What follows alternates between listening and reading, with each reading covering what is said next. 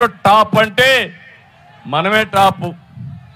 మొన్నే అనౌన్స్ చేశారు 24% 15 సంవత్సరాల పైబడిన వాళ్ళు నిరుద్యోగులుగా ఉండే ఏకైక రాష్ట్రం మందే. ఉద్యోగాలు రావాలంటే పెట్టుబడులు రావాలి. పెట్టుబడులు వస్తున్నాయని మిమ్మల్ని అడుగుతున్నా. కాదు, జగన్మోహన్ రెడ్డి మాఫియాని తెస్తున్నాడు. ఇక్కడే విజయవాడలో SCL ఉంది, ఐటీ కంపెనీ. ఆయన మన రాష్ట్రానికి వస్తే నేను స్వయంగా ఆయన నా కారులో తీసుకొని ఎయిర్పోర్ట్కి వెళ్ళి ఆయనకి సెండ్ ఆఫ్ ఇచ్చాను. దాంతో ఆయన ఆలోచించాడు, ఈ రాష్ట్రంలో పెట్టుబడులు పెట్టాలని, కొన్ని వేల మందికి ఉద్యోగాలు వచ్చే విధంగా SCL కంపెనీని తీసుకొచ్చాం. హైదరాబాద్లో మైక్రోసాఫ్ట్ వచ్చినా, లేకపోతే అనేక ఐటీ కంపెనీలు వచ్చినా దాని వెనకాల నా కృషి ఉంది. ఈరోజు ఆటో పైలట్లో అందరూ వచ్చి పెట్టుబడులు పెట్టే పరిస్థితికి వచ్చారు. ఇంకో పక్క మనం పెట్టుబడులు తెచ్చాం.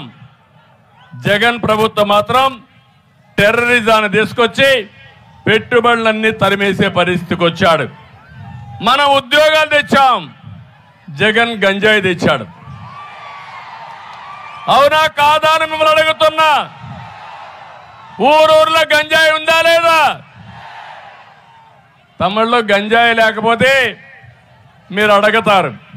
మీరు అడగకుండా ఉండాలంటే మీ అందరినీ గంజాయి మత్తులో పెట్టేస్తే మీరు ఏమైనా పర్వాలేదనుకుంటున్నాడు ఈ ముఖ్యమంత్రి. చాలా దుర్మార్గం.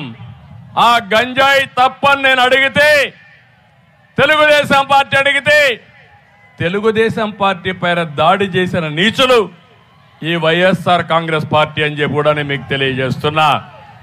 మళ్ళీ అడుగుతున్నా యువతని, తమిళ్లో హుషారుగా ఉన్నారా లేదా? సైకిల్ ఎక్కండి. తెలుగుదేశం జనసేన జెండాలు పట్టుకోండి. ఊరు వెళ్ళండి. ప్రజల్ని చైతన్యవంతులు చేయండి.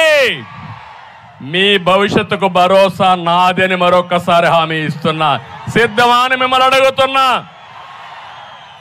100 రోజులు ఇంకా తగ్గింది, 3 నెలలు.